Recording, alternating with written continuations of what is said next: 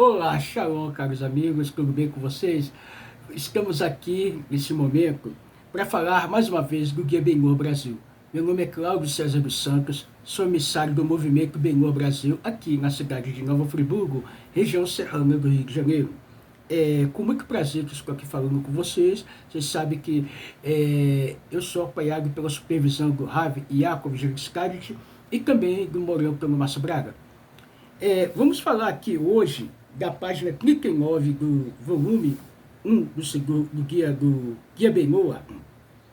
Vamos falar aqui a origem da idolatria. Gente, esse Guia Benhur é um guia, primeiro guia Benhur ortodoxo do Brasil, que nos deixa numa condição muito favorável para o serviço divino a Kadosh Baruch Hu, e com conhecimento também extenso.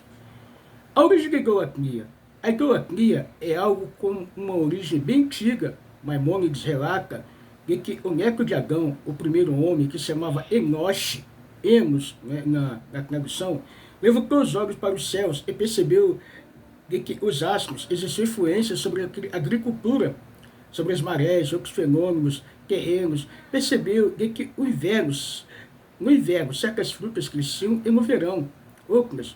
Percebeu também que as marés e, consequentemente, a pesca dependia do ciclo da lua.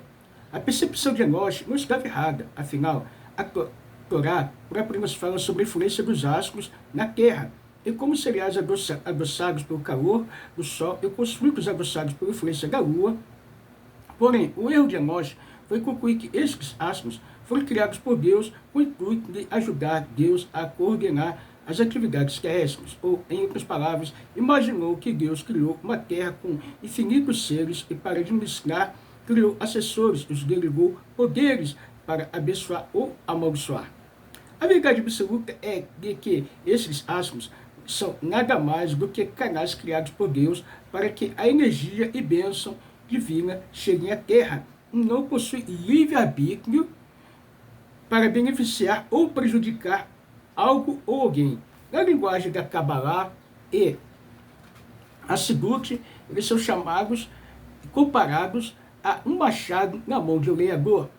Com este erro, começaram então a trazer oferendas, se ajoelharam para esses deuses, inventados por suas imaginações, pois achavam que, servindo esses deuses, eles seriam beneficiados.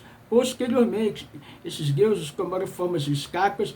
Este foi o início da idolatria, quando, o primeiro momento, as pessoas acreditavam em Deus, que ele está acima de seus ídolos, o sol, a lua e as estrelas. Esse tipo de pensamento é classificado pela Torá como shituf, literalmente.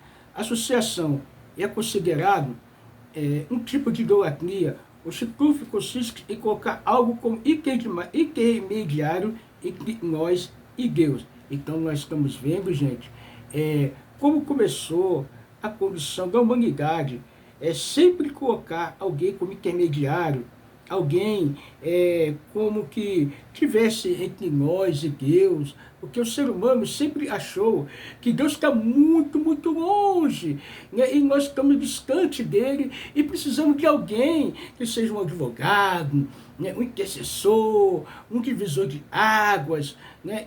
Nada disso. A Shem está acessível a todo ser humano. Então vamos lá.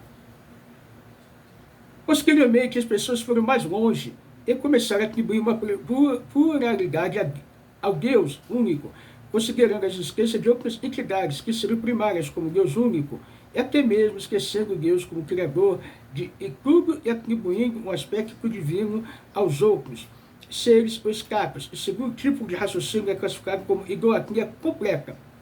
Apesar de o shituf é um tipo de idolatria menos grave, se assim pode se dizer, existem divergentes opiniões entre os sábios, legisladores judaicos, se o gentil que em shituf estaria violando o preceito de idolatria ou não. Porém, é preciso empreender um esforço para conscientizar todos os seres sobre a verdade de que todos os astros e demais entidades são meramente marionetes, não têm livre-arbítrio, e são um machado na mão do lenhador. O grande Maimônides, em sua obra Mishneh Torah, descreve o início da idolatria nas seguintes palavras: Durante os tempos de Enoche era neto de Adão, Gênesis 4:26 a 5:6-11, a humanidade cometeu um grande erro e os sábios daquela geração deram conselhos tolos. O próprio Enoche foi um dos que errou. Seu erro foi o seguinte: eles disseram que Deus criou estrelas e esferas para controlar o mundo. E ele os colocou no alto, os tratou com honra, tornando os servos que ministram diante dele. Por consequente, é apropriado louvá-lo e glorificá-lo e tratá-los com honra. Eles entenderam que isso seria a vontade de Deus, bendito seja ele, de que deveríamos engrandecer e honrar aqueles que ele engrandeceu e honrou. Assim como o rei deseja que os servos que estão diante dele sejam honrados, de fato, isso é uma expressão de honra para o rei. Depois de conceber essa noção, eles começaram a construir templos para as estrelas, oferecer sacrifícios, a eles elogiavam, glorificavam com palavras e prostravam-se diante deles, porque fazendo assim, eles, de acordo com a sua falsa concepção, cumpriu a vontade de Deus. Essa era a essência da adoração de deuses falsos. E essa era a lógica daqueles que adoravam. Eles não afirmavam naquele momento que não há outro Deus, a não ser essa estrela. Essa mensagem foi transmitida por Jeremias, que declarou 10:7-8. Quem não temerá a ti, Rei das nações, porque é apropriado para o Senhor entre todos os sábios das nações, em todos os seus reinos, não há ninguém como você. Eles têm uma noção tola e insensata, eles concebem seus ensinamentos vazios como madeira, que todos sabem que só tu és Deus. O erro consiste em conceber esse pensamento tolo como sendo sua vontade. O fenômeno descrito pelo Maimônides não pertence inteiramente ao passado, embora atualmente a inclinação para as estrelas e esferas não seja muito comum. A premissa teórica que motivou os antigos a servir as estrelas ainda é seguida por muitos. Hoje, não é comum encontrar pessoas que corrompem seu serviço a Deus na expectativa de receber benefícios materiais. Depois de muitos anos, surgiram pessoas, falsos profetas, que disseram às suas nações que Deus lhe ordenara que dissessem: sirva esta estrela, ou todas as estrelas, sacrifique e ofereça libações para ela, construa um templo para ela e faça uma imagem dela, para que todas as pessoas, incluindo as mulheres, as crianças, as pessoas comuns, possam se curvar a ela. O falso profeta relatava ao povo a forma da imagem, da estrela específica, ligando que isso foi revelado, e eles, numa visão profética.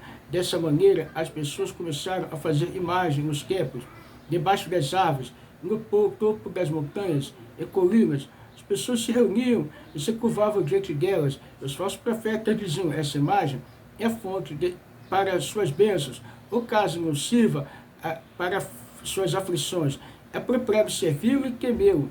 Seus sacerdotes lhe diriam: esse serviço permitirá que você se multiplique e seja bem sucedido. Faça isso e isso, ou não faça isso ou aquilo. Subsequentemente, outros enganadores surgiram, declararam que uma estrela, esfera, ou anjo específico falaram e lhes ordenaram: sirva-me assim. E eles então propunham um modo de culto, dizendo-lhes: faça isso ou não faça isso. Nós vimos, não foi só na história de Enoche, daqueles que bem passaram mesmo. Nós vimos na história de qualquer outra, de qualquer religião ou pseudo-graça que apareceu, um anjo, uma pessoa sonhou, teve um sonho pela noite, que aquilo estava errado. Gente, a Torá, ela não engana. Olha os falsos profetas que apareceram durante épocas e gerações, criando denominações, igrejas, fazendo tantas coisas, enganando simultaneamente muitos e muitos, levando ao erro. Então vamos lá. Assim, essas práticas se espalharam pelo mundo, as pessoas serviram imagens com práticas estranhas, mas mais escocidas que a outra, oferecendo sacrifícios, elas se curvaram a elas. Com o passar dos anos, o nome glorioso e maravilhoso de Deus foi esquecido por toda a população, não fazia mais parte de sua fala ou pensamento. Eles não mais o conheciam. Assim, todas as pessoas comuns, as mulheres, crianças, só conheciam a imagem de madeira ou pedra, ou os tipos de pedra, para os quais foram ensinados a infância para se curvar, servir e jurar em seu nome. Os sábios que havia neles, como seus sacerdotes, pensavam que não há outro Deus, senão as estrelas e esferas, que são representadas pelas imagens conhecidas. O Criador não era reconhecido ou conhecido por mais ninguém no mundo, com exceção de alguns indivíduos, por exemplo, Enoque, Metusela, Noa, que é Noé, Metusela, Matusalém, Noé, Shem e Eber. O mundo continuou dessa maneira até que nasceu pelo lado do mundo o patriarca Abraão nasceu. Então, gente, na próxima etapa, nós vamos falar do grande patriarca do povo judeu, Abraão, aquele que, com muita força, conseguiu colocar o monoteísmo em prática, para que todas as nações chegassem ao conhecimento da consciência divina, que Hashem é um, e não precisa de intermediários, e que ele não morreu, não nasceu, e jamais ele mudará aquilo que ele decretou e fez. Gente, tudo de bom, vem ficar conosco com a nossa sinagoga Benô em Friburgo. Vamos hoje do Guia Benô Friburgo e vamos continuar falando muito mais ainda só para você. Tchau, tchau, até já.